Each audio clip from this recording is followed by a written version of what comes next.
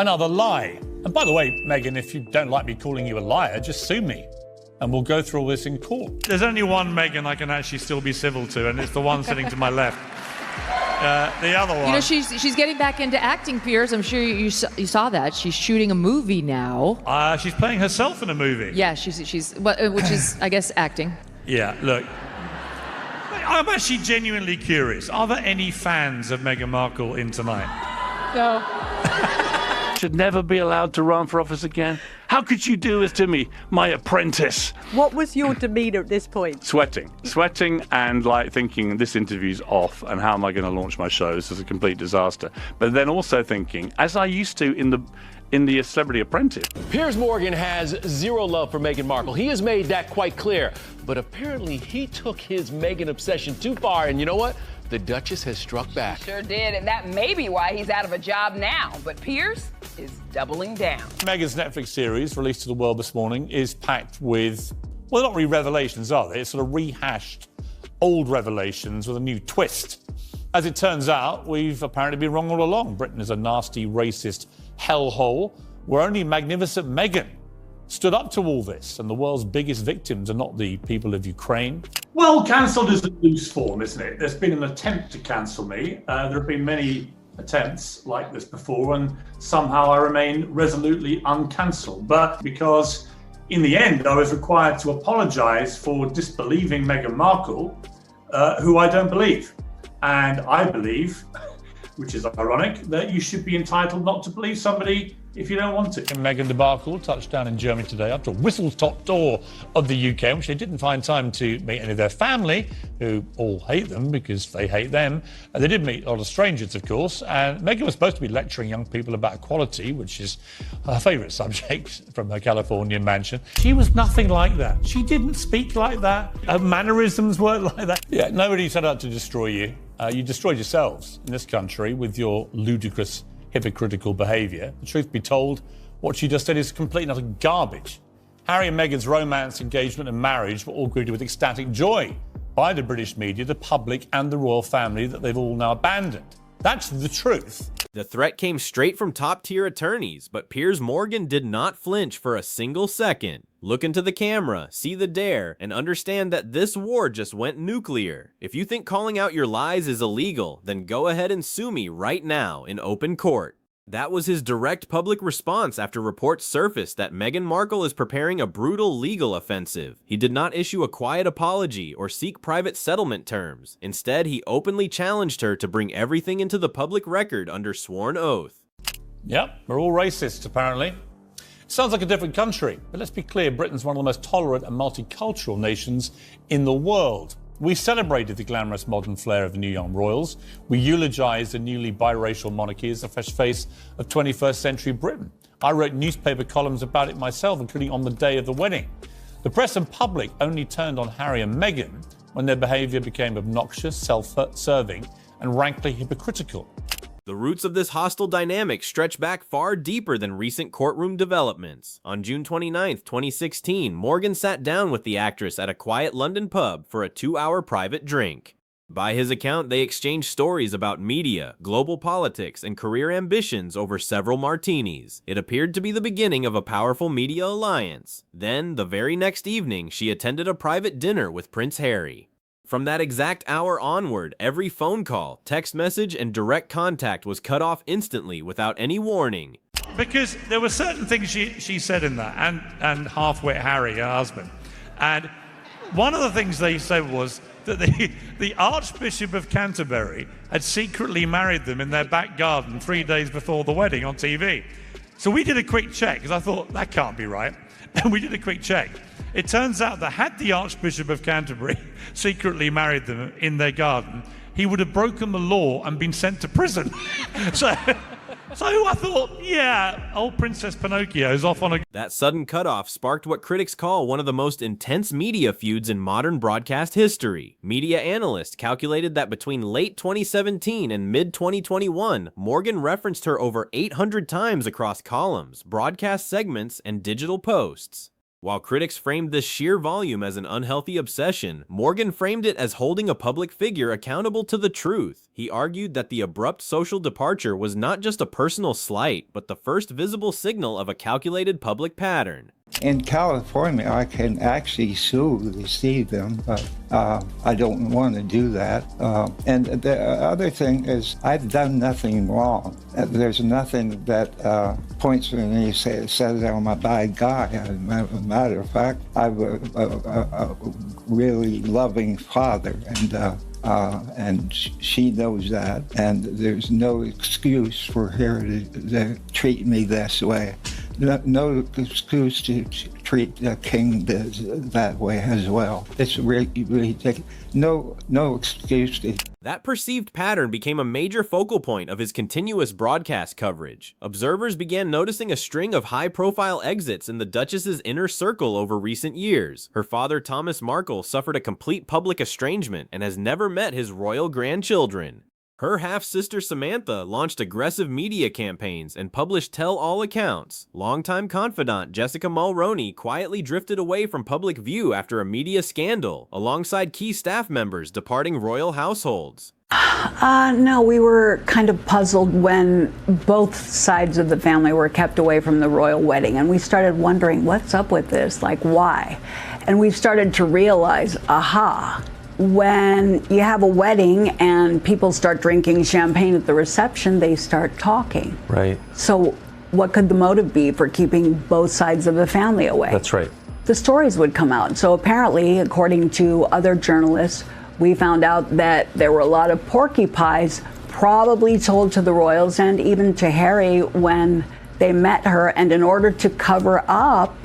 Jessica Mulroney. The brewing feud exploded into an international crisis on March 7, 2021, following the televised Oprah Winfrey interview. Over 17 million viewers watched the couple make explosive allegations regarding palace officials and royal institution dynamics.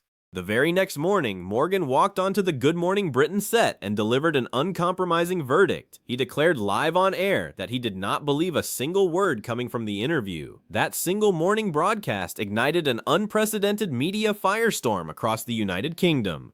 The irony is earth-shattering, isn't it? Harry and Meghan are the Duke and Duchess of gaslighting themselves. The entire show is a cynical attempt to manipulate viewers into questioning their own recollections of reality. And if we learned anything at all from the first 3 hours of this $100 million wine-a-thon, it's surely that this dismal duo wouldn't know the truth if it smacked them around their smug chops. Let's look at their truth versus the actual truth. Meghan moans that royal advisors forced her to uninvite her dear niece, Ashley, from the wedding, the only member of her family that she seemed to be still talking to. The public backlash against the broadcast was immediate, massive, and entirely historic. Over 57,000 formal complaints flooded into the national media regulator Ofcom, breaking all-time records. Crucially, one of those formal complaints was filed directly by the Duchess's legal and representative team. Network executives demanded a live on-air apology to diffuse the soaring public and regulatory pressure. Morgan flatly refused, stood up, walked off the set during a live broadcast confrontation, and ultimately chose to resign his position. That's why I thought it was so disgusting. And all right, in the end, I was told that 57,000 people complained to the television regulator Ofcom in the UK. A world record, I'm proud to say, complained about me for not believing Princess Pinocchio. So I was then told by my bosses, look, by the way, rule one here, never apologise, never clarify, never do anything. I can verify that. It doesn't work. We know this. So we did a clarification the next day, and it made no difference. The complaints kept coming in. And eventually my bosses said, can you just apologise to Meghan Markle, or you're going to have to, maybe lose your job. I went, I'll take the job option, thanks, I'll leave. His dramatic exit dealt an immediate financial blow to the network, with parent company ITV losing nearly £200 million in market value. Yet Morgan remained completely unrepentant about his Oriel stance. He took to social media to state that freedom of speech was a fundamental hill he was fully prepared to defend. While the media regulator eventually cleared him of regulatory wrongdoing months later, the battle lines were permanently drawn. The personal feud had officially transformed into a high-stakes clash of legal boundaries. And then came the Oprah Winfrey Wine-a-thon, as I call it. You and I were on together the morning after that. Yes. Remember that? Yes. I had no show. I was sitting in my Yes. living room. We took that thing down. Well, because there were certain things she said in that, and half-wit Harry, her husband. The legal hostility reached a critical turning point during Prince Harry's high court battle against Mirror Group newspapers. In formal sworn witness statements submitted to the court, the Duke singled out Morgan by name. He alleged that he and his wife were subjected to a barrage of horrific personal attacks and intimidation in retaliation for legal filings. When the court awarded substantial damages in December 2023, the presiding judge explicitly noted historical oral awareness of unlawful news-gathering methods during that era. Prince Harry's court case against Associated Newspapers, that's the publisher behind the Daily Mail, is set to begin Monday, and ABC News understands that Prince Harry will be there on opening day. The Associated Newspapers is a subsidiary of the Daily Mail and General Trust. Lord Rothermore's holding company, which has agreed to acquire the Telegraph for $500 million. The proposed takeover expected to face regulatory scrutiny in the coming weeks. I actually did not know that piece of information, but that is very interesting. That is very interesting. So the Telegraph now even has more incentive to see this case crash and burn. That's fascinating. Okay, I wasn't expecting that, guys. So what is, let's say, truly going on with this court case? Because Harry seems to think this is going to be a slam dunk for him. He's feeling very bullish about all of this. That major courtroom ruling created a serious credibility dispute that shifted the entire dynamic of the media feud. Legal teams highlighted that former employers chose not to call Morgan as a witness during those high court proceedings. Royal representatives seized on the verdict as clear validation that their public pushback was legally grounded. Facing real exposure to defamation and harassment statutes, Morgan knew that any direct factual misstep could trigger an immediate catastrophic lawsuit from high-powered Montecito attorneys. Look at the front pages there, which is when their engagement was announced. Yeah. Where's the racism? Do you remember that was before she actually said that the institution was racist? And that's my point. How institutionalized racism works is the minute you dare say that the institution is racist, everyone piles on. Shouting. That's what happens. But you accept there's no racism in those media pages? Because that was before she said that the institution was racist. Actually, after that moment, that's when everyone decided to pile on. Actually, what happened as is a woman, people began to pile on when she started having $500,000 baby showers in New York. Instead of backing down into silence, Morgan executed a calculated oral and legal pivot. Viewers began noticing that his combative, loud delivery was replaced by a calm, highly measured tone. He stopped making definitive, unsubstantiated factual statements that could be challenged as defamatory under UK law. Instead, he began structuring his commentary entirely around sharp, pointed public questions. This rhetorical shift allowed him to keep the critical narrative alive without creating direct legal liability. Well, I didn't even know that Meghan Markle had contacted my boss at ITV. I didn't find that out till I left. It was certainly a very interesting revelation from where I sit, because clearly she was trying to put huge pressure on my bosses to take action against me. Since you left the show, were you disappointed that not enough people reached out publicly or spoke up in support of you publicly? I had a lot of support privately from a lot of people, a lot of support publicly from well-known people, most notably Sharon Osbourne. But look at what happened to Sharon on the talk for defending me and my right to have an opinion, even though she made it clear that she didn't agree with everything I was saying. She was then targeted by Cheryl Underwood on the talk, and she was accused of supporting someone who had said racist things. It's not racist to disbelieve Meghan Markle. I don't give a damn about her skin color. I do care about the veracity of what she was saying. And I think that Cheryl Underwood should be the one leading the talk for falsely accusing me of racism. By asking why key names were never provided and why certain past claims vanished from later memoirs, he forced the audience to draw their own conclusions. Defamation law protects honest opinion and public inquiry, whereas provably false assertions trigger massive financial liabilities. Morgan recognized that when audiences analyze public records themselves, they defend those conclusions far more aggressively. It was a masterclass in aggressive commentary crafted to survive intense scrutiny from opposing legal teams. I'm not a fan of Meghan. Yeah. I'm not a fan. And I wasn't right from the beginning. What did you make of what she and Harry said to you? I think poor Harry is being led around by his nose, and I think he's an embarrassment. You know, here's my issue with it. I think that they've quit the country, they've quit royal duty, they're living in luxury in California.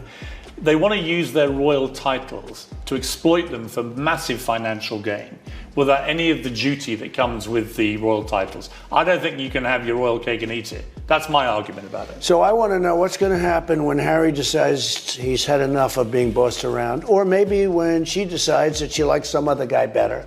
I want to know what's going to happen when it ends. Okay? You think it's going to end? I do. I've been a very good predictor, as you know. I've predicted almost everything. It'll end, and it'll end bad. And I wonder if Harry's going to go back on his hands and knees back into the beautiful city of London and say, please, you know, I think Harry has been led down a path. Meanwhile, the response strategy from the Montecito camp appeared to pivot towards strict public silence. For years, the royal couple had maintained a reputation for swift, aggressive legal responses against media outlets. They filed rapid privacy claims over published private letters, initiated high-profile tabloid lawsuits, and demanded formal broadcaster retractions. Yet, regarding Morgan's continuous daily digital commentary, there was total public radio silence, creating widespread media speculation about what was unfolding behind closed doors. And I think Meghan Markle branding us a racist country and attacking the institution of the monarchy as racist. It's unfair. I think actually, I think she totally unfair. She is what I would call a race baiter. If she doesn't produce hard evidence to support these incendiary claims, she becomes a race baiter, exploiting racism and the issue of racism to act as a kind of protective shield around her and to make herself extremely rich and famous as a professional victim. Industry insiders recognize that total silence in modern high-stakes media is rarely an accident. When a public figure with massive legal resources refuses to engage directly, it often signals extensive background preparation. High-level privacy attorneys and defamation experts pointed out that building an ironclad legal case requires documented evidence of persistent patterns over time. Rather than reacting to isolated daily clips, specialized lawyers prefer compiling an exhaustive record of cumulative conduct. That Meghan and Harry have in the last 2 weeks. So, actually, a month. But they're never there, but they've got these titles which are given to them. That's really what I mean about, they trade off Duke and Duchess of Sussex, the royals, to make themselves incredibly rich. And I do wonder if there's a point where Charles goes, actually, you can't do that anymore. It'd be unprecedented, but why wouldn't he? Yeah, but I think it's kind of irrelevant. I mean, no one really cares about the titles. If you strip them of their titles, they're still Harry and Meghan. They'd still be equally famous. And but they wouldn't be acting as members of the royal family. Yeah. I don't think they go around acting as members of the royal family. Oh, they do. All the paperwork, all the letter headings, it's all from the office of the Duchess of Sussex. All this nonsense. She calls herself a princess on her podcast. Little girls have got to make a real princess. You're not a princess. She's not a princess anyway. Legal scholars frequently cite the Protection from Harassment Act of 1997 as a potential statutory foundation. Under established UK law, establishing a legal claim requires demonstrating a repeated course of conduct that causes distress. With hundreds of documented media mentions, monologues, and articles spanning several years, the sheer volume of commentary provides extensive documentation. Legal analysts argue that persistent focus over extended timeframes can sometimes cross the line from standard press critique into actionable conduct. The stakes escalated dramatically in late 2023 when international book translations accidentally leaked private royal correspondents' names. Morgan broke standard UK media protocol by openly discussing those named royal identities live on his digital broadcast show. Palace insiders immediately signaled that all legal options were under active consideration by high-level attorneys. Disclosing details connected to confidential correspondence introduced potential privacy law vulnerabilities, pushing the standoff to an absolute boiling point. Despite the mounting legal threats surrounding him, Morgan's independent digital media empire continued surging forward. His uncensored broadcast platform pulled millions of views per episode, dominating streaming metrics and international headlines.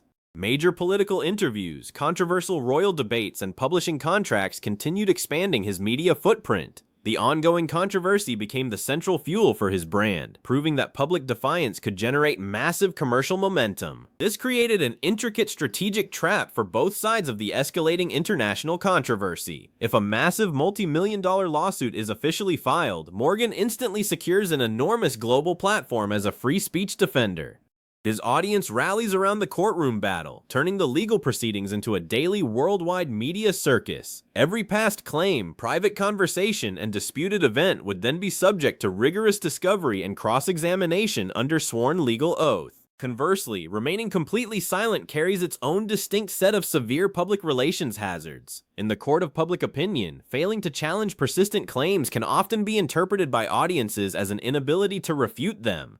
As digital commentary continues generating millions of views every single week, the unchallenged narrative gradually cements itself in the public consciousness. Maintaining a posture of dignified silence becomes increasingly difficult when the opposing commentary never stops. Top media litigators point out that Morgan is operating on a razor-thin legal tightrope every time he broadcasts. One single verifiable factual error stated as absolute truth could instantly trigger the long-anticipated defamation filing.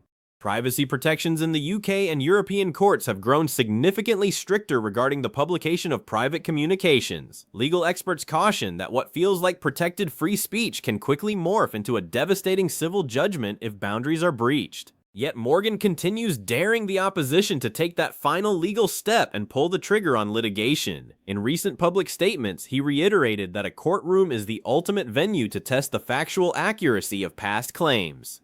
He remains entirely confident that forced document discovery and sworn depositions would ultimately work heavily in his journalistic favor. It is a calculated gamble based on the belief that opposing parties fear open court disclosures even more than he does. The entire dispute has evolved far beyond a routine celebrity disagreement or standard tabloid headline fight. It now stands as a defining battle over press freedom, personal privacy limits, and the legal definition of public scrutiny. High-profile legal teams on both sides of the Atlantic are closely tracking every broadcast transcript, digital post, and public appearance. Both camps understand that the legal margins have narrowed to an absolute razor's edge, where every syllable matters. Behind the scenes, the documentation continues accumulating, while millions of global viewers follow every development. Every new broadcast segment adds another exhibit to an already massive legal dossier being monitored by specialized attorneys. The calculated public silence from one side contrasts sharply with the relentless on-air defiance of the other. It is a high-stakes waiting game, where a single strategic move could instantly dismantle the current uneasy peace. This long-standing royal media feud is clearly not heading toward a quiet apology or private handshake. It is an enduring ideological clash, where neither side can afford to show weakness or surrender public ground. As legal threats loom and digital audiences continue expanding, the fundamental question remains unresolved. In the ultimate showdown between uncompromising media commentary and aggressive legal power, whoever blinks first will lose total control of the narrative forever. Want me to generate high CTR thumbnail concepts and title variations for this video? Yes.